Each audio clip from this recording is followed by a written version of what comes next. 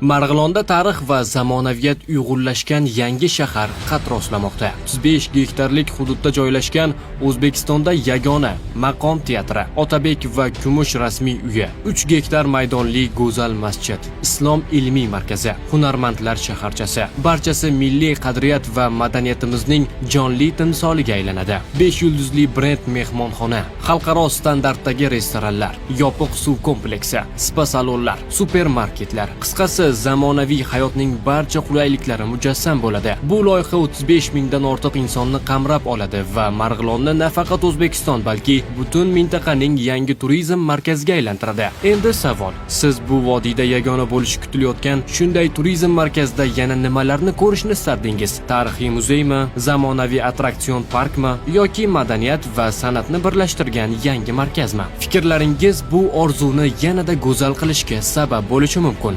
O'z taklifingizni kommentariyada yozib qoldiring.